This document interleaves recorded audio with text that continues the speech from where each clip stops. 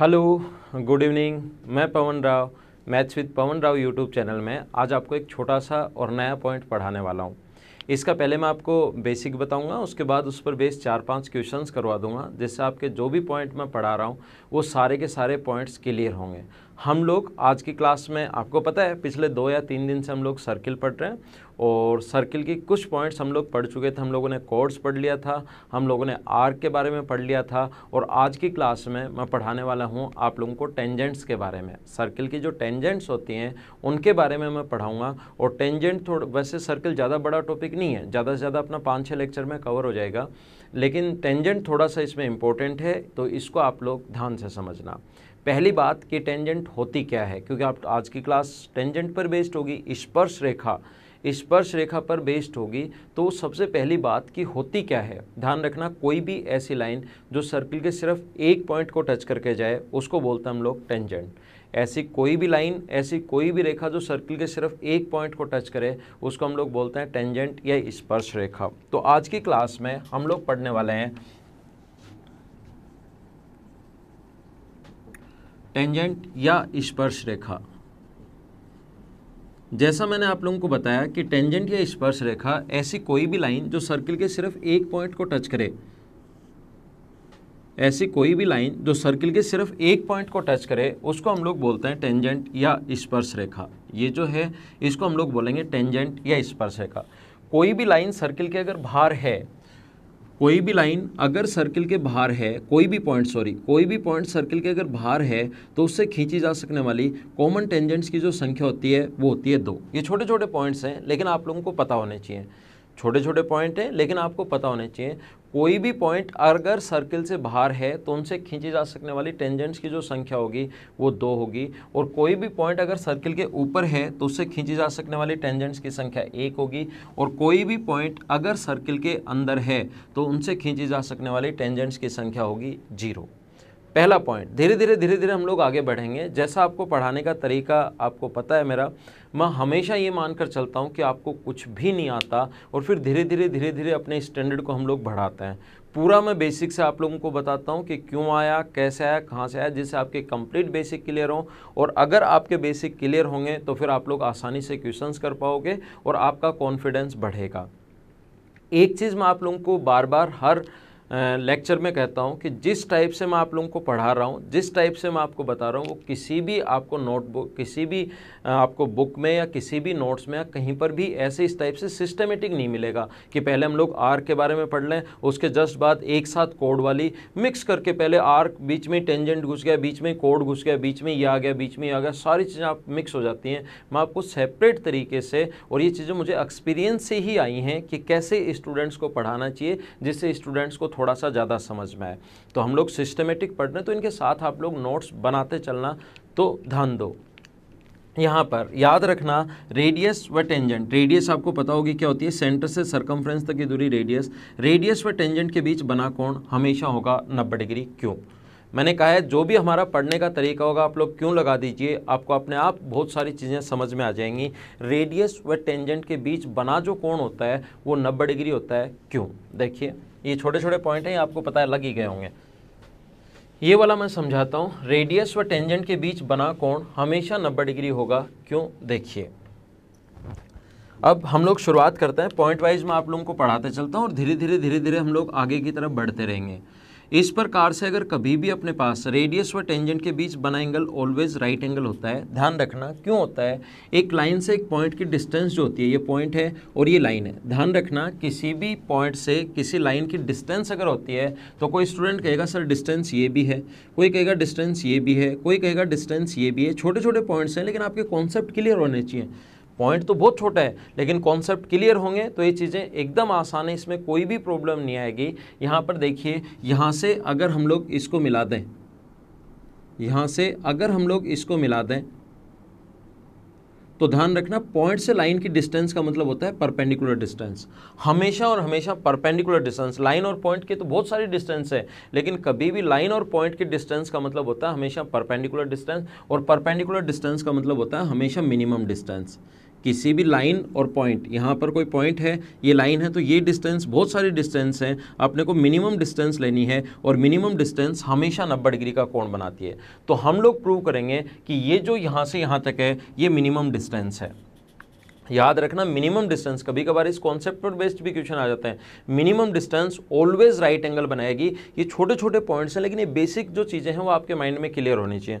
मुझे बताइए यहाँ से यहाँ तक अगर हम लोग एक इस पॉइंट को मिलाएं, यहाँ से यहाँ तक इस पॉइंट को अगर मिलाएं, तो ये तो रेडियस है, रेडियस हमेशा बराबर होती है, इसमें कुछ ऐड कर रहे हो तो क्या यहाँ से यहाँ तक की डिस्टेंस r प्लस है होगी क्या? इसके अलावा कोई भी डिस्टेंस ले लो, ये डिस्टेंस ले लो, r में कुछ ऐड कर रहे हो तो इससे तो ज़्यादा ही होनी है। इसके और नज़दीक ले लो, चाहे यहाँ पर ले लो आप लोग, लेकिन r प्लस समथिंग कुछ ऐड कर रहे हो आप लोग, तो ये जो मिनिमम डिस्टेंस होगी वो इस पॉइंट और इस लाइन के बीच मिनिमम डिस्टेंस सिर्फ और सिर्फ r ही हो सकती है। और मिनिमम डिस्टेंस कभी भी हुई तो वहाँ पर बना कोण 90 डिग्री होता है। ये बात आप लोग ध्यान रखना, कभी भी मिनिमम डिस्टेंस अगर हुई तो वहां पर बना कोण 90 डिग्री, पहला पॉइंट याद रखना। आगे चलते हैं।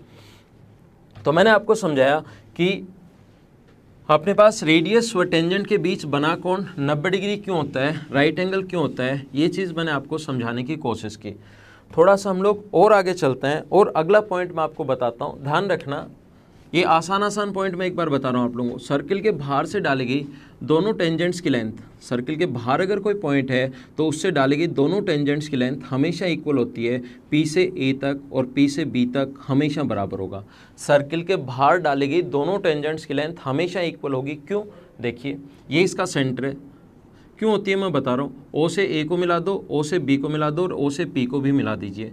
तो ध्यान रखना, रेडियस हमेशा बराबर, ये कोण 90 डिग्री है। रेडियस व टेंजेंट के बीच, अभी भी मैंने 2 सेकंड पहले ही बताया, रेडियस व टेंजेंट के बीच बना जो एंगल होता है वो राइट एंगल होता है। और अपने पास 90 डिग्री बीच वाली साइड कॉमन होने के कारण बराबर, दोनों ट्रायंगल में एक तो राइट एंगल है, हाइपोटेनस दोनों की कॉमन होने के कारण बराबर है, और एक साइड रेडियस होने के कारण बराबर है। RHS से कॉन्ग्रेंट हो गए तो क्या बची हुई जो साइड है ये भी बराबर होगी। तो ध्यान रखना, अपने पास एक ही जगह से डालेगी दोनों टेंजेंट्स की लेंथ बराबर होती है। ये पॉइंट आप लोग लिख सकते हो।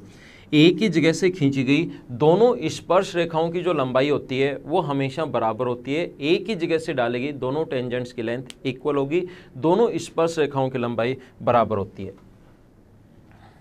क्यों होती है वो मैंने समझाया है। धीरे धीरे आगे बढ़ते रहेंगे और इंपॉर्टेंट चीज़ों की तरफ चलते जाएंगे हम लोग। ध्यान रखना, रेडियस व टेंजेंट के बीच बना कोण जैसे 90 डिग्री होता है, वैसे ही एक अपने पास थ्योरम है और वो ये है कि कभी भी अगर अपने पास, ध्यान रखना, टेंजेंट व कोण के बीच बना एंगल, ये कोण अगर टेंजेंट व कोण के बीच बना कोण, ये कोण अगर थीटा है तो इस टेंजेंट द्वारा इधर कहीं भी कोण बने वो हमेशा थीटा होगा। टेंजेंट व कोण के बीच बना कोण अगर थीटा है, इसको हम लोग बोलते हैं ऑल्टरनेट सेगमेंट थ्योरम, एकांतर खंड पर में। टेंजेंट व कोण, जीवा व स्पर्श रेखा, दोनों लैंग्वेज में मैं पढ़ाऊंगा, दोनों लैंग्वेज में मैं बोलता हूं। टेंजेंट व कोण के बीच बना एंगल अपने पास थीटा अगर है तो इस कोण द्वारा ऑल्टरनेट सेगमेंट मतलब विपरीत साइड, इधर कहीं भी कोण बने वो हमेशा थीटा होगा। आप लोग याद रखना। ऑल्टरनेट्स आई क्यों, ये तो मैं अभी समझाऊंगा ही, लेकिन पहले कॉन्सेप्ट तो समझ में आया कि क्या हमें समझना क्या है। ध्यान रखना, ये जो थ्योरम्स हैं, सर्किल ज़्यादा बड़ा टॉपिक नहीं है, लेकिन इसके क्वेश्चंस आप लोग थ्योरम पढ़ लोगे और ये 100% समझ में आ जाएंगी। लेकिन होगा क्या, जब तक आप लोग इन पर बेस्ड क्वेश्चंस नहीं करोगे, आप लोग इनको काम में नहीं ले पाओगे, आप लोग भूल जाओगे। तो ये पॉइंट आप लोग ध्यान रखना कि जैसे आप लोग पढ़ तो लेते हो, लेकिन काम तभी ले पाओगे जब आप लोग उस पर बेस्ड क्वेश्चंस करोगे, ये आप लोग याद रखना। तो देखो मैंने क्या समझाया, ऑल्टरनेट सेगमेंट का मतलब, एकांतर खंड का मतलब, मैं ये समझा रहा हूँ आप लोगों को कि इस प्रकार से ये कोण अगर अपने पास थीटा है तो ऑल्टरनेट सेगमेंट विपरीत साइड इधर बना कोण थीटा होगा। स्पर्श रेखा व जीवा के बीच बना कोण थीटा है तो जीवा द्वारा एकांतर खंड, वैसे तो मैथ्स में तो एकांतर खंड या ऑल्टरनेट सेगमेंट बोलेंगे, यानी कि अपनी भाषा में समझने के लिए आप बोल सकते हो विपरीत साइड होना चाहिए। इधर थीटा है तो विपरीत साइड इधर बना कोण थीटा होगा। क्यों? देखिए,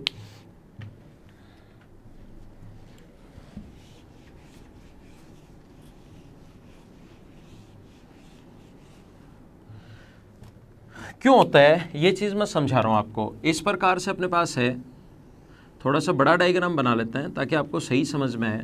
इस प्रकार से ये कोण मान लीजिए थीटा है, तो हमें प्रूव करना है कि ये वाला कोण भी थीटा होगा। ये कोण थीटा है तो ये प्रूव कर दो थीटा होगा, या इसको थीटा लेकर ये प्रूव कर दो ये थीटा होगा, बात एक ही है। हम लोग कैसे प्रूव करेंगे, कोशिश करना समझने की सभी लोग।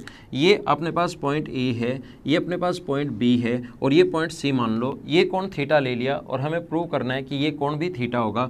कैसे प्रूव करेंगे देखिए, यहाँ से ये सेंटर अगर है तो इसको मिला दीजिए आप लोग। ध्यान देना, ओ से बी तक और ओ से बराबर होगा, क्यों?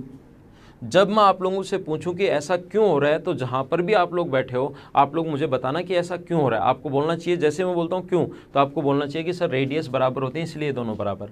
जैसे मैं बोलता हूं समझ में आया, तो आपको हाँ ना ऐसे कुछ बोलना है जहां पर आप बैठे हो। समझ में आया, अच्छी बात है, नहीं आया थोड़ा पीछे से करके वापस देखिए। मुझे बताइए ये वाला कोण 90 डिग्री होगा, क्यों? बोलो। क्योंकि रेडियस व टेंजेंट के बीच बना कोण 90 डिग्री होता है। तो अपने पास ये कोण थीटा है, तो इधर वाला जो एंगल है क्या वो 90 माइनस थीटा बच गया क्या? ये 90 माइनस थीटा बच गया अपने पास, तो ये दोनों बराबर हैं। इसके सामने 90 माइनस थीटा, तो इसके सामने ये भी जो होगा वो 90 minus theta. 90 minus theta, 90 minus theta, एक त्रिभुज के तीनों कोणों का योग, एक ट्रायंगल के तीनों एंगल्स का सम 180 डिग्री होता है। तो 90 माइनस थीटा 90 माइनस थीटा 180 में से माइनस करोगे तो ये बचेगा 2 थीटा। और मुझे बताइए किसी भी आर्क द्वारा, परसों के वीडियो में आपने, परसों इवनिंग में जो वीडियो आया था उसमें देखा होगा आपने, इसके द्वारा बना कोण अगर 2 थीटा है तो सरकमफ्रेंस पर बना जो कोण होगा वो थीटा होगा। ये अपना आंसर है। इसको थीटा लेकर ये 2 थीटा होगा, बचे हुए कोण 90 माइनस थीटा 90 माइनस थीटा, तो ये कंप्लीट अपने पास 90, इधर वाला 90 माइनस थीटा, तो ऐसे ही प्रूव कर सकते हैं कि ये थीटा होगा। ये ऑल्टरनेट सेगमेंट थ्योरम है, इसको आप लोग लिख सकते हो टेंजेंट व कोड के बीच बना एंगल, टेंजेंट व कोड के बीच बना एंगल कोड द्वारा ऑल्टरनेट सेगमेंट में बने एंगल के बराबर होता है। स्पर्श रेखा व जीवा के मध्य बना कोण जीवा द्वारा एकांतर खंड में बने कोण के बराबर होता है। ये एकांतर खंड क्या है मैं फिर समझाता हूँ। देखो, जब भी मैं कोई चीज़ एक बार या दूसरी बार या तीसरी बार समझाता हूँ, इसका मतलब वो आगे मैं कहीं रिलेट करना चाहता हूँ। जब भी मैं एक बार समझा रहा हूँ, 2 बार समझा रहा हूँ, तो उसका मतलब ये नहीं है कि सर ये चीज़ कैसे समझाते जा रहे हैं तो मुझे समझ में आएगी। इसका मतलब मैं ये एकदम सिस्टमेटिक चल रहा हूँ और अगली चीज़ें इनसे रिलेट करते हुए चलूँगा, तभी आपको ज़्यादा समझ में आएगा। इसलिए ध्यान दीजिए आप लोग बोर्ड पर। देखो, इस प्रकार से अगर अपने पास कभी भी हो, ध्यान देना आप लोग, मैंने आपको ये समझाया मैंने आपको समझाया कि ये वाला कोण अगर x है, ये वाला कोण अगर x है, तो ऑल्टरनेट सेगमेंट में एकांतर खंड में, मतलब विपरीत साइड, इधर कहीं भी कोण बने वो हमेशा x होगा। मैंने आपको क्या समझाया, मैं वापस समझाता हूँ, इधर ध्यान देना बोर्ड पर। इस प्रकार से अगर अपने पास ये वाला कोण, इधर वाला कोण अगर y है, ये वाला कोण अगर y है, तो ऑल्टरनेट सेगमेंट में इस साइड कहीं पर भी कोण बने, विपरीत साइड, ये वाला जो कोण होगा ये अपने पास y होगा। मैं आपको क्या समझा रहा हूँ फिर से समझना, और अब इम्पोर्टेंट है इस चीज़ को सभी लोग समझना कि कभी भी हमेशा ध्यान रखना, किसी सर्किल में कोई भी सर्किल इस प्रकार से है, इसमें ये वाला कोण अगर अपने पास थीटा है, ये वाला कोण अगर अपने पास थीटा है, तो इस साइड कहीं भी कोण बने वो हमेशा थीटा होगा। ये वाला कोण अगर थीटा है, आपको मैं रेड से दिखा देता हूँ ताकि आपको थोड़ा सही समझ में आए, तो ये वाला कोण थीटा होगा। अब अलग अलग डायग्राम जब मैंने बनाए, एक में हमने x ले लिया है, दूसरे में मैंने y ले लिया है, एक ही डायग्राम में अगर बनाऊँ तो ये कोण थीटा है, तो इधर वाला कोण होगा 180 माइनस थीटा, और ये कोण अगर 180 माइनस थीटा है तो ऑल्टरनेट सेगमेंट विपरीत साइड, जैसे y था इधर, ऐसे इधर जब कोण बनेगा, ये वाला जो एंगल बनेगा यहाँ से यहाँ तक, ये वाला जो एंगल बचेगा, ये वाला जो कोण होगा ये 180 माइनस थीटा है, तो ये वाला कोण भी हुआ 180 माइनस थीटा। अगर मैं इस चतुर्भुज को नाम दूँ P, Q, R और S अगर नाम दिया जाए, इस क्वाड्रिलेटरल का अगर P, Q, R और S अगर नाम दिया जाए इस क्वाड्रिलेटरल का, तो ध्यान रखना ये कोण थीटा है और जस्ट सामने वाला ये कोण 180 माइनस थीटा है। Angle P plus angle R को अगर ऐड करें तो थीटा प्लस 180 माइनस थीटा, अपने पास थीटा से थीटा कट जाएगा और आंसर आ जाएगा 180 डिग्री। मुझे ये बताइए, एक quadrilateral P, Q, R, S, एक चतुर्भुज के चारों कोणों का योग 360 डिग्री होता है। अगर इन दोनों का सम अपने पास 180 डिग्री है, तो बचे हुए का sum angle S plus angle Q का सम भी कितने डिग्री होगा, 180 डिग्री होगा।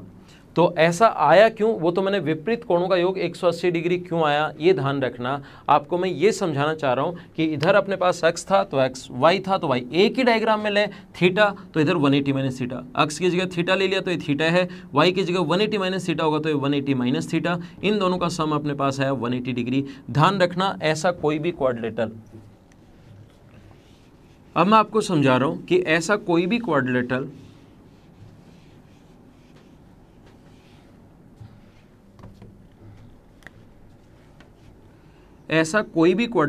जिसके चारों वर्टेक्स सर्किल की सरकमफ्रेंस पर हों, ऐसा कोई भी क्वाड्रिलेटरल जिसके चारों वर्टेक्स P, Q, R और S, P, Q, R और S, ऐसा कोई भी क्वाड्रिलेटरल जिसके चारों वर्टेक्स सर्किल की सरकमफ्रेंस पर हों, उसको बोलते हैं हम लोग साइक्लिक क्वाड्रिलेटरल या चक्रीय चतुर्भुज।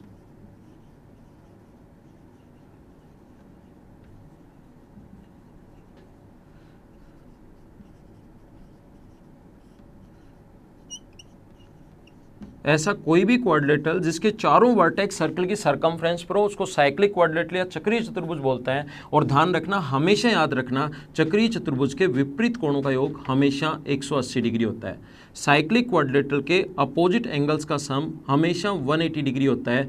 आप लोग ये बात हमेशा ध्यान रखना। क्यों होता है ये चीज़ मैंने यहाँ पर समझा दी, ये थीटा तो ये थीटा, ये 180 माइनस थीटा तो ये 180 माइनस थीटा, ऐड करते ही 180 आ गया, तो दो का सम 180 या चारों का सम 360 होता है, तो बचे हुए दो का सम भी 180 डिग्री। याद रखना, इसको अलग अलग तरीके से भी प्रूव किया जा सकता है, 2-3 तरीके इसके होते हैं प्रूव करने के, लेकिन आप लोग ये चीज़ ध्यान रखना, इससे आपको थोड़े से पॉइंट रिलेट करते हुए हम लोग चलेंगे जिससे आपको थोड़ा सा ज़्यादा समझ में आएगा। मैं आपको समझाना ये चाहता हूं कि ऐसा कोई भी क्वाड्रिलेटरल जिसके चारों वर्टेक्स सर्कल की सरकमफ्रेंस पर उसको साइक्लिक क्वाड्रिलेटरल या चक्रीय चतुर्भुज बोलते हैं। और चक्रीय चतुर्भुज के विपरीत कोणों का जो योग होता है हमेशा और हमेशा 180 डिग्री होता है। और इसका उल्टा भी एकदम ठीक है, यदि किसी चतुर्भुज के चारों वर्टेक्स सर्कल की सरकमफ्रेंस पर हैं तो विपरीत कोणों का योग 180 डिग्री और उसको साइक्लिक बोलेंगे। यदि किसी चतुर्भुज के चारों कोणों का अपने पास किसी चतुर्भुज के चारों वर्टेक्स सर्कल की सरकमफ्रेंस पर हैं तो अपोजिट एंगल्स का सम 180 डिग्री। लेकिन कभी भी हमेशा ध्यान रखना, पहले से ये दिया हुआ है कि चतुर्भुज के जो अपोजिट एंगल हैं P, Q, R, S या ABCD जो भी आप मानना चाहो, angle P plus angle R बराबर 180 डिग्री और angle S plus angle Q बराबर 180 डिग्री, और वो पूछ ले कि बताओ क्या ये साइक्लिक क्वाड्रिलेटरल होगा क्या, तो तुरंत ध्यान रखना ये साइक्लिक क्वाड्रिलेटरल होगा, ये चक्रीय चतुर्भुज होगा। ऐसा कोई भी सर्कल हम लोग ड्रॉ कर सकते हैं, कर पाना पॉसिबल है, जो इसके चारों वर्टेक्स को टच करेगा। अगर चारों वर्टेक्स को टच कर रहा है तो विपरीत कोणों का योग 180 डिग्री, और विपरीत कोणों का योग अगर 180 डिग्री है तो चारों वर्टेक्स को टच करेगा, और चारों वर्टेक्स को टच करते ही वो साइक्लिक क्वाड्रिलेटरल होगा, चक्रीय चतुर्भुज होगा। ध्यान रखना आप लोग।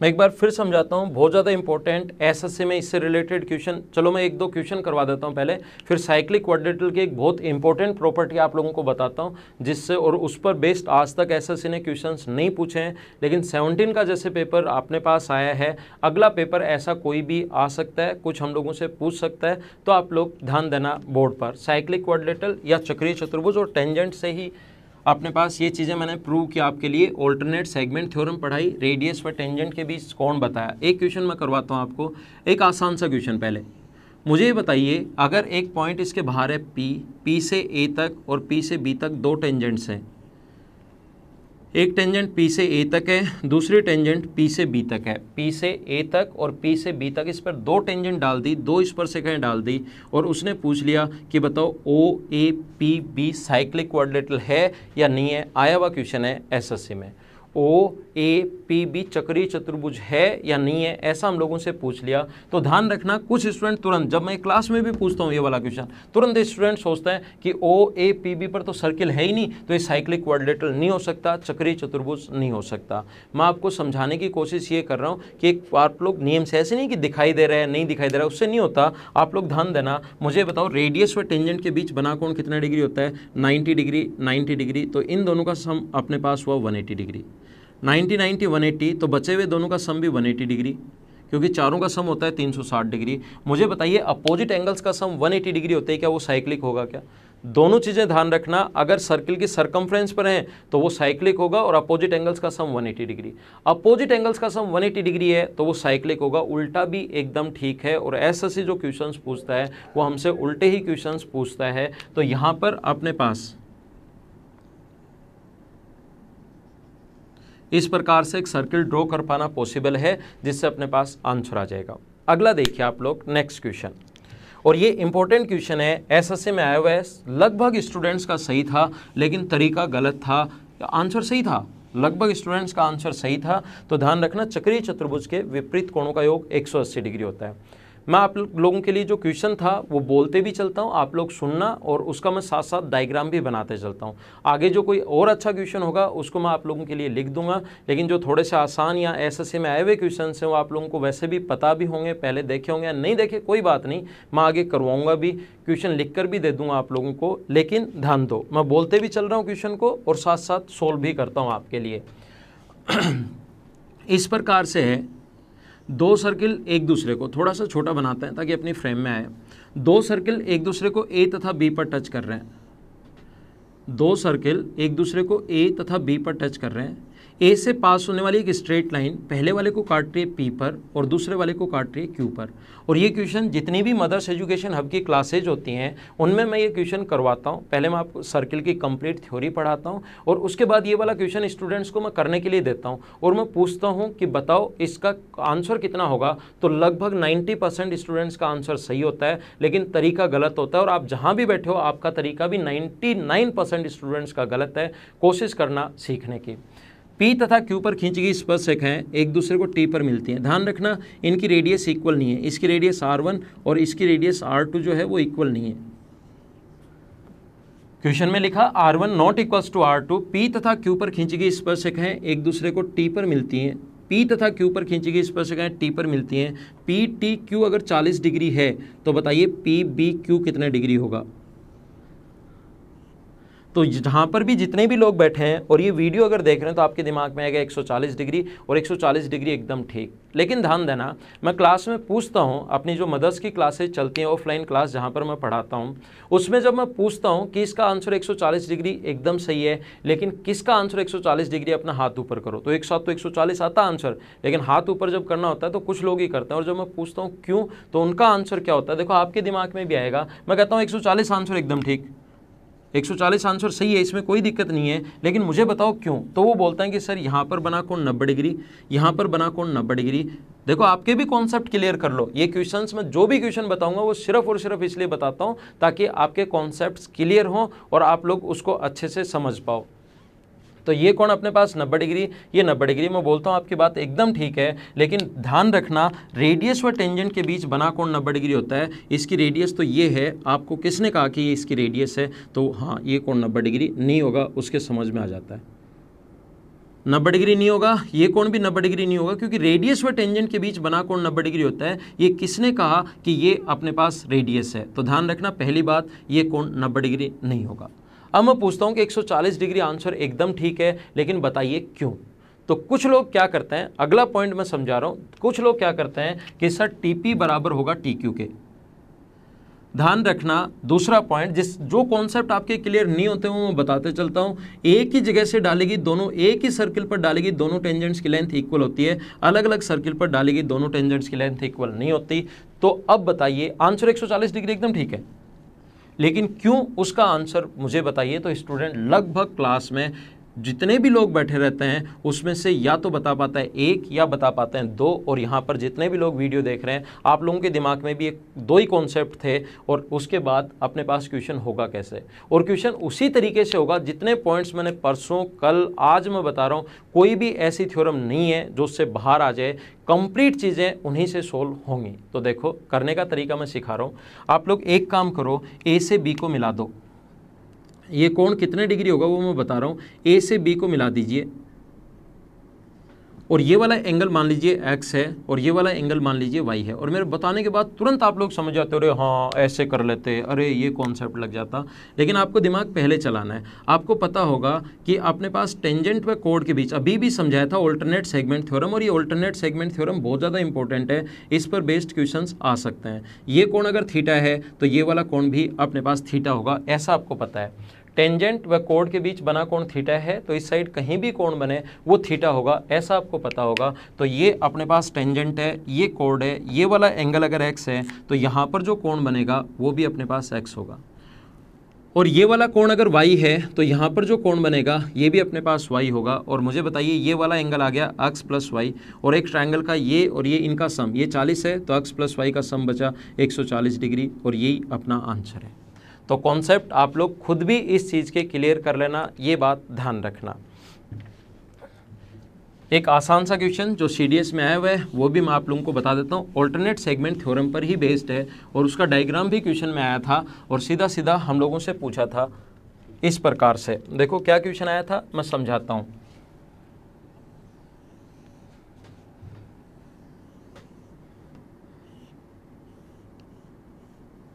ये पॉइंट P है, ये पॉइंट Q है, ये A पॉइंट है, ये B है। P तथा Q से A तथा B पर बने एंगल्स का सम बताइए। उसने ये कहा हम लोगों से,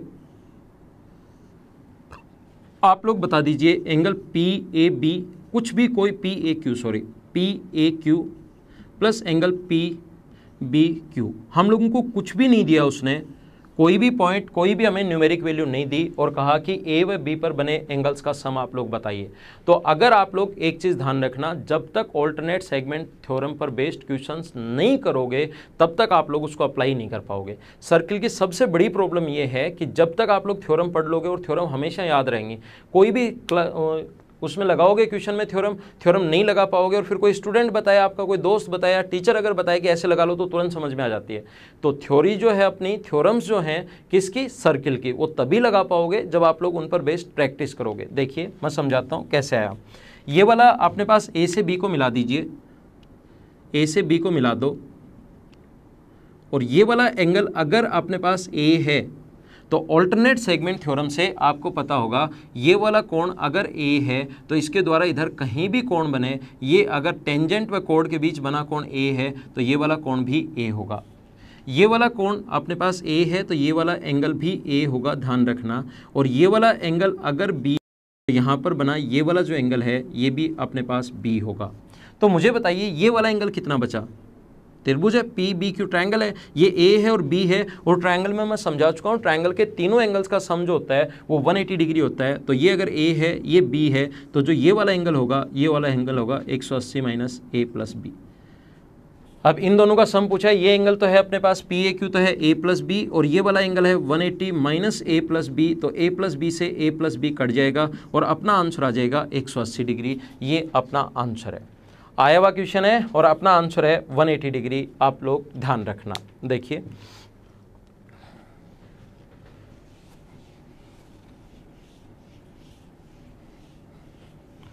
एक इम्पोर्टेंट थ्योरम, और उस पर बेस्ड फिर मैं एक क्वेश्चन करवाता हूँ। एक इम्पोर्टेंट थ्योरम अपने पास, और ध्यान देना फिर मैं वो क्वेश्चन हिंदी और इंग्लिश दोनों में लिखूंगा, और उसके बाद आपके लिए सोल्व करवाऊंगा, क्योंकि इंपॉर्टेंट क्वेश्चन है और वो क्वेश्चन आपका आज तक नहीं देखा हुआ, और उस पर बेस्ड क्वेश्चन भी आपने आज तक नहीं किए होंगे। लेकिन 17 मेंस का जैसा पेपर आया है, हो सकता है आगे हम लोगों को क्वेश्चन पूछे तो हम लोग उस चीज़ को सीखते हैं। देखिए एक चीज़ ध्यान रखना, साइक्लिक क्वाड्रिलेटरल में, चक्रीय चतुर्भुज में, इसके क्षेत्रफल का फॉर्मूला क्या होगा, वो सारी चीज़ें मैं आप लोगों को पढ़ाऊंगा मेंसुरेशन में। जैसे अपनी ज्योमेट्री खत्म होगी, मैं अगला जो टॉपिक आप लोगों को पढ़ाने वाला हूँ A, B, C और D, अगला जो टॉपिक मैं आपको पढ़ाने वाला हूँ वो मेंसुरेशन ही होगा, और मेंसुरेशन में मैं ये सारी चीज़ें आपको बताऊँगा। यहाँ मैं आप लोगों को ये बता रहा हूँ, या आप लोग PQRS मान लो, कोई भी पॉइंट मान सकते हो, A, B, C, D, P, Q, R और S, जो भी पॉइंट आप लोग मानना चाहो। एक चीज़ आप लोग ध्यान रखना, PR और SQ जो दो डायगनल्स हैं, PR इंटू SQ बराबर होता है, जो डायगनल्स हैं PR और SQ बराबर होता है किसके, PQ into SR, PQ into SR plus RQ into SP।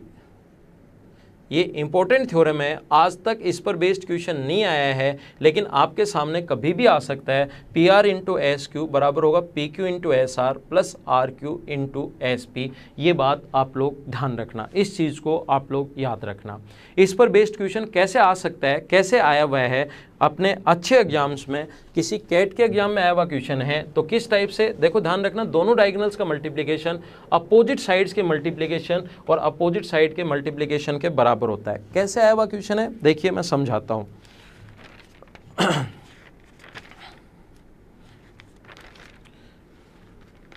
अपने पास लिखा हुआ है, फिगर भी दिया हुआ है, इन द गिवन फिगर, इस प्रकार से। एक बार ये इंपॉर्टेंट क्वेश्चन है इसलिए मैं लिख देता हूँ, नहीं तो पढ़कर भी बता देता आपको, लिख देता हूँ मैं फटाफट।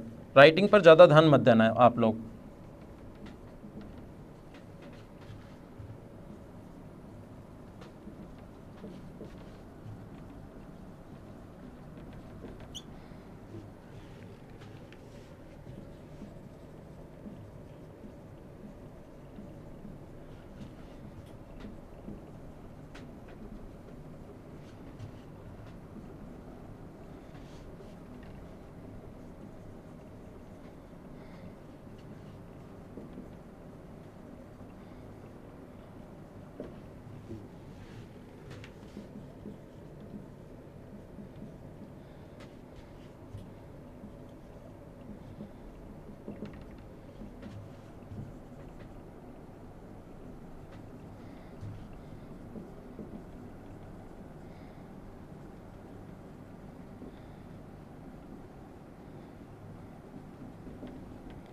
ये देखो, हिंदी मीडियम वालों को भी हमें ध्यान में रखना पड़ेगा। हिंदी मीडियम वाले स्टूडेंट्स को भी ओनली इंग्लिश में ही हम लोग नहीं लिख सकते। हिंदी मीडियम वाले स्टूडेंट्स को भी थोड़ा सा ध्यान में रखते हुए चलना पड़ेगा कि उनको भी समझ में आए कि अपने पास लैंग्वेज आती कैसे है। इसलिए मैं आपको दोनों में ही क्वेश्चन लिखूँगा। अगर कोई क्वेश्चन पहले वाले वीडियोज़ में ओनली इंग्लिश में लिखा है तो मैंने उसकी हिंदी ज़रूर बोली होगी, तो आप लोग साथ साथ इंग्लिश में ही ओनली अगर मैंने कभी लिख दिया है तो आप लोग क्या करोगे, उसको सुन लेना, हिंदी में भी मैंने साथ साथ बोला होगा वृत्तों को क्रम से। और आप लोग यहाँ से वीडियो थोड़ा सा आगे कर सकते हो 10 सेकंड का, क्योंकि 10 सेकंड आगे करते ही आपको क्वेश्चन लिखा हुआ मिलेगा। तो ज़रूरी नहीं आप लोग मेरे साथ साथ ही इस क्वेश्चन को पढ़ते चलो, आप लोग चाहो तो वीडियो को 10 सेकंड आगे कर सकते हो, लेकिन क्वेश्चन इंपॉर्टेंट है, ये ज़रूर आप लोग करना। क्वेश्चन बहुत ज़्यादा इंपॉर्टेंट है, इसको समझना। एसएससी में इस लेवल पर क्वेश्चंस अभी तक नहीं आए हैं, लेकिन आप लोगों से क्वेश्चन पूछा जा सकता है, इस पर बेस्ड कोई भी क्वेश्चन आ सकता है। तो आप लोग इसको ज़रूर देखना इस क्वेश्चन को और अपने आप करने की कोशिश करना।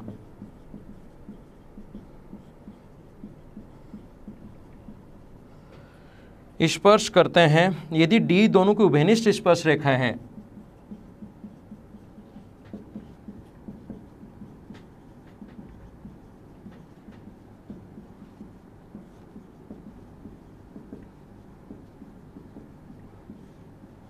डी दोनों की उभयनिष्ठ स्पर्शक है, then what is the value of C D. C D का मान बताओ, कंप्लीट लिखा हुआ है, सी डी की लंबाई बताइए।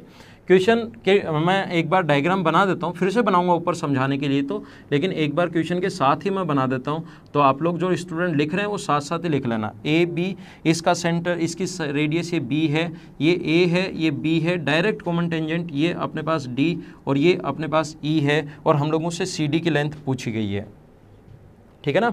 और ऑप्शन जो है अपने पास इस प्रकार से ऑप्शन दिए हुए हैं, 2√b upon √ab, √a + b।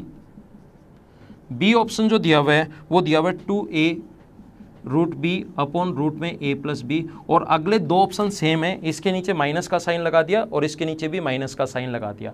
अगले दो जो ऑप्शन हैं वो अपने पास सेम है, जैसे ये वाले ऑप्शन है ऐसे ही अगले दो ऑप्शन सेम है, एक बार एक में माइनस का साइन, इधर इसमें भी माइनस का साइन। क्वेश्चन आप लोग पढ़ लीजिए, स्क्रीनशॉट ले लीजिए, मैं आपको इसके लिए वापस समझाता हूँ, वापस बना रहा हूँ क्वेश्चन, देखिए आप लोग।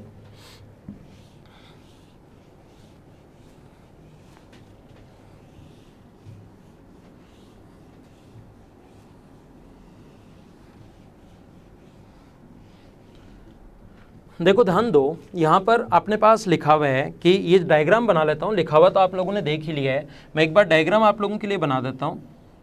इस प्रकार से दो सर्किल एक दूसरे को टच कर रहे हैं सी पर, इसकी रेडियस ए है, इसकी रेडियस बी है, ये रेडियस ए है, ये रेडियस बी है, और एक दूसरे को टच कर रहे हैं डी और ई पर, एक दूसरे को टच कर रहे हैं ये डी और ई पर, और हमें सी डी की लेंथ पूछी है।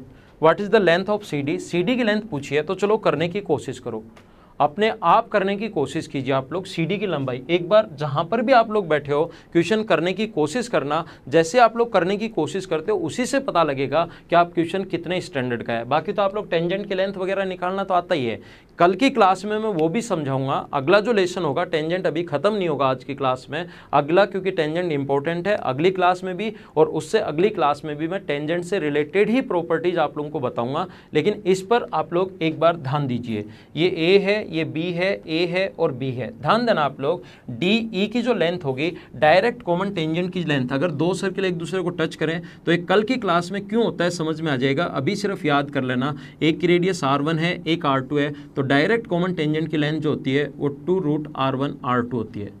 जो भी चीज़ें मैं आगे बताने वाला हूं उसको आपको पढ़ाने का तरीका मेरा समझ में आ गया होगा। जो भी चीज़ें मैं आगे आप लोगों को बताने वाला हूं वो जो भी यहां काम आएगी वो एक बार लिख देता हूं, और जहां आएगी वहां मैं आपको प्रूव करके बता देता हूं। देखिए, ठीक है, हटाओ इसको।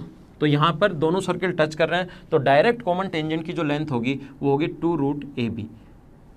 डायरेक्ट कॉमन टेंजेंट की लेंथ अगर 2√AB है, तो अगर यहां से हम लोग इसके यहां पर मिला दें तो ए की जगह से, बहुत ज़्यादा इंपॉर्टेंट क्वेश्चन है, ध्यान रखना, ए की जगह से डालेगी, दोनों टेंजेंट्स की लेंथ बराबर होती है, तो इधर एक जगह से ये पॉइंट पी मान लो आप लोग, इधर से डालेगी टेंजेंट्स की लेंथ बराबर, और ये टेंजेंट इस सर्किल पर भी बराबर, इधर भी डालेगी टेंजेंट की लेंथ बराबर, यहाँ से यहाँ तक की लेंथ बराबर, यहाँ से यहाँ तक की लेंथ बराबर, तो ये मिड पॉइंट हो गया।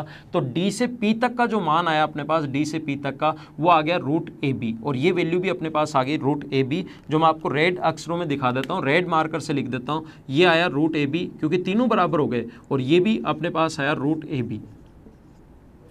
पहली बात आप लोग ध्यान देना, इसका जो यहाँ से यहाँ तक ये रेडियस व टेंजेंट के बीच बना कोण 90 डिग्री होता है, तो क्या आप लोग ये सेंटर अगर ए है तो क्या आप AP का मान निकाल सकते हो क्या? हाँ ना बताओ। 90 डिग्री का कोण है तो क्या पाइथागोरस थ्योरम लगा लोगे क्या? और पाइथागोरस थ्योरम से हम लोग लिख सकते हैं यहाँ से इसका स्क्वायर प्लस इसका स्क्वायर, इसका स्क्वायर ए स्क्वायर, ये अपने पास इसका स्क्वायर तो है ए स्क्वायर, और इसका स्क्वायर होगा AB, इसका रूट। अब ध्यान रखना, हमें लेंथ पूछी है, CD की लंबाई पूछी है, हम लोगों को AP का मान आ गया, ये वैल्यू आ गई, ये वैल्यू आ गई, ये आ गया, ये आ गया, हमें CD का मान पूछा है। और मुझे बताइए रेडियस व टेंजेंट के बीच बना कोण अगर 90 डिग्री होता है तो ये 90, ये 90, अपोजिट एंगल्स का सम 180, अपोजिट एंगल्स का सम 180, तो क्या ADP और C क्या आपको एक चक्रीय चतुर्भुज दिखाई दे रहा है क्या? ADP और C आपको एक चक्रीय चतुर्भुज दिखाई दे रहा है, एक साइक्लिक क्वाड्रिलेटरल दिखाई दे रहा है। और साइक्लिक क्वाड्रिलेटरल अगर आपको दिखाई दे रहा है तो अभी भी मैंने बताया कि साइक्लिक क्वाड्रिलेटरल में दोनों डायगोनल्स जो हैं दोनों डायगोनल्स AP इंटू CD बराबर होगा opposite side AC into DP plus AC into DP plus AD into PC plus AD into PC।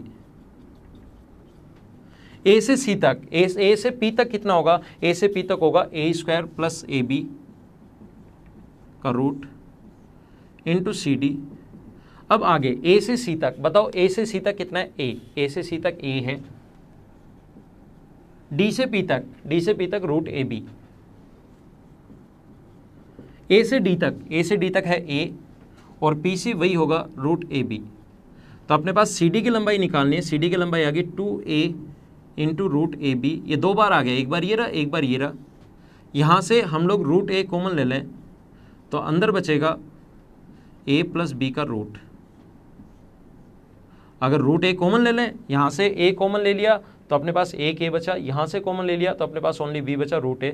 √A से √A कट जाएगा तो 2 into A into √B, √A से √A कट गया, upon root के अंदर A plus B, ये अपना answer है। वो आप ऑप्शन देख लेना कौन सा था, A था या B था, ऑप्शन देख लेना, ये अपना आंसर है। बहुत ज़्यादा इंपॉर्टेंट क्वेश्चन है, आप लोगों के नहीं समझ में आया तो एक बार इसको रिवाइज करके वापस आप लोग देखिए।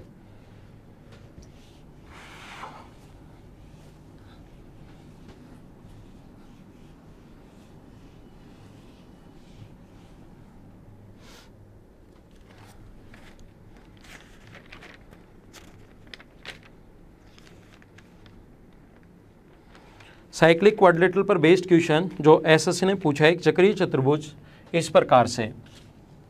एक और साइक्लिक क्वाड्रिलेटरल पर बेस्ड, क्योंकि मैंने अभी पढ़ा है तो मैं करवा देता हूँ आपको क्वेश्चन। ए बी व सी डी को बढ़ाने पर, ए बी व सी डी को बढ़ाने पर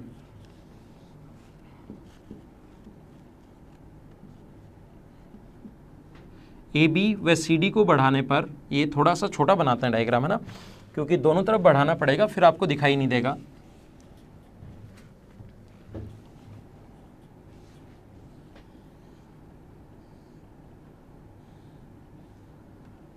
इस प्रकार से इसने लिखा है, आपने देखा भी होगा ये क्वेश्चन, आपका पढ़ा हुआ भी होगा, नहीं पढ़ा हुआ तो आप समझ लो। ए बी व सी डी को बढ़ाने पर पी पर मिलते हैं, और बुझाएं ए डी व बी सी को बढ़ाने पर क्यू पर।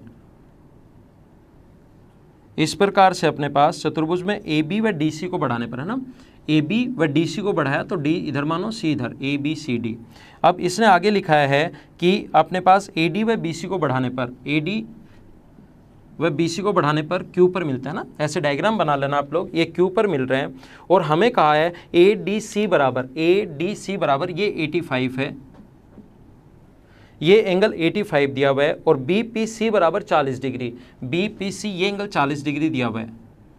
तो मुझे सबसे पहले आप लोग ये एंगल क्यों पूछा है, ये इतना दिया हुआ था, इनको आगे बढ़ाने पर इधर मिलता है पी पर, इसको आगे बढ़ाने पर मिलता है क्यू पर, ये एंगल और ये एंगल दिया हुआ है, और ये एंगल क्यू पर बना एंगल हम लोगों से पूछा गया है। आप लोग मुझे ये बताइए, ये एंगल अगर 85 है और ये एंगल अगर 40 डिग्री है, तो क्या आप लोग ट्रायंगल का तीसरा एंगल फाइंड आउट कर सकते हो क्या? ये अपने पास 85 है, ये 40 है, तो 125 होगा, तो ये वाला एंगल आ गया 55 डिग्री। और मुझे बताइए, ये एंगल अगर 85 है तो क्या जस्ट सामने वाला एंगल क्या 95 ही होना है क्या? क्यों? क्योंकि चक्रीय चतुर्भुज दिखाई दे रहा है, और चक्रीय चतुर्भुज के विपरीत कोणों का योग 180 डिग्री होता है। तो ये 85, तो जस्ट सामने वाला 95, ये 95 है, ये 55 है, तो क्या त्रिभुज का तीसरा angle, triangle A B Q की बात कर रहे हैं, त्रिभुज का तीसरा एंगल, इनको ऐड किया तो 150, तो तीनों का सम होता है 180, तो क्या ट्रायंगल का तीसरा एंगल 30 डिग्री बच गया क्या? ये अपना आंसर है। एक दो क्वेश्चन आपको समझाने के लिए मैं और करवा देता हूँ और समझा देता हूँ। एक ही जगह से डाली गई दोनों टेंजेंट्स की लेंथ हमेशा बराबर होती है, ये बात आप लोग ध्यान रखना।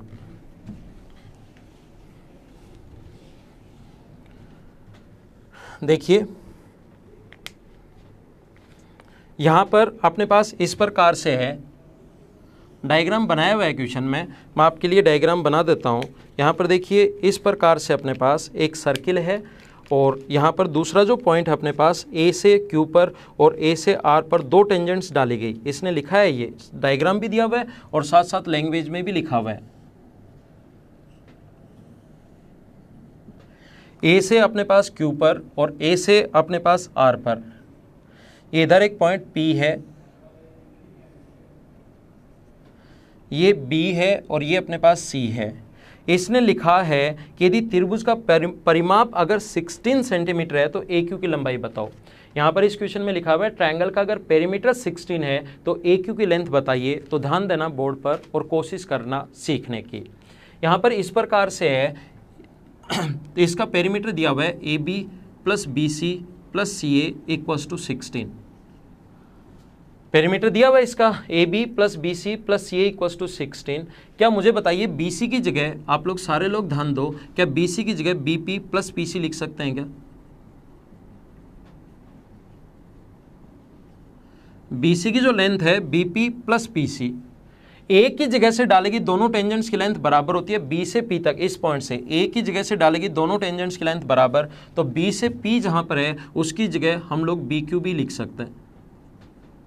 ए की जगह से डालेगी दोनों टेंजेंट्स की लेंथ बराबर, सी से पी तक और सी से आर तक बराबर होगा, इसकी जगह सी आर भी लिखा जा सकता है, प्लस सी ए बराबर 16।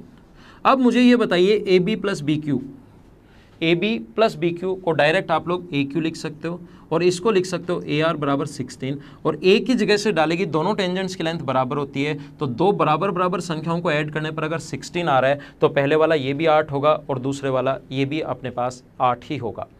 तो ध्यान रखना, इसका पेरीमीटर अगर कभी दिया हुआ है इस प्रकार से, ये याद भी रख सकते हो, तो ये हमेशा इससे आधा होगा। या इसकी लेंथ देकर ट्रायंगल का पेरीमीटर हम लोगों से पूछ सकता है। कोड की लेंथ देकर ट्रायंगल का पेरीमीटर अगर पूछे तो ये हमेशा इससे डबल होगा। 8 देकर 16 आंसर होगा, या अपने पास 16 देकर 8 आंसर होगा।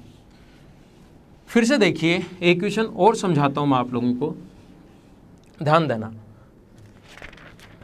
एक आया हुआ जो क्वेश्चन है आपके सामने फिर आ सकता है, आसान सा क्वेश्चन है अपने पास। इस प्रकार से बाहर से डालेगी दोनों टेंजेंट्स की लेंथ हमेशा टेंजेंट्स की लेंथ हमेशा इक्वल होती है। ये इस प्रकार से कोई भी एक चतुर्भुज है, फटाफट देख लीजिए ए बी सी और डी। क्वेश्चन में गिवन है बी बराबर 90 डिग्री, क्वेश्चन में गिवन है बी बराबर 90 डिग्री, और इस डायग्राम पर ही लिख देता हूँ जो लैंग्वेज में लिखा हुआ है। ए डी की लेंथ 23 है, ए बी की लेंथ 29 है, और ये अपने पास पॉइंट दिए हुए हैं पी क्यू आर और एस, और इसकी लेंथ हम लोगों को दी हुई है 5 डी एस की लेंथ। तो रेडियस हम लोगों से पूछी गई है। कोशिश करना समझने की, ये एक ही जगह से डालेगी ds की लेंथ यहाँ से यहाँ तक 5 दी हुई है, एक ही जगह से डालेगी टेंजेंट्स की लेंथ बराबर होती है, तो ये 5 है तो ये भी 5 होगा। ये 23 था, इधर वाला 5 तो इधर वाला होगा 18, क्योंकि एक ही जगह से डालेगी टेंजेंट की लेंथ बराबर, तो ये 18 है तो ये भी 18 होगा। और ये 18 है, टोटल 29 था, ये 18 है तो ये होगा 11, और ये अगर 11 है तो ये भी 11, और ये कोण 90 डिग्री दिया हुआ है।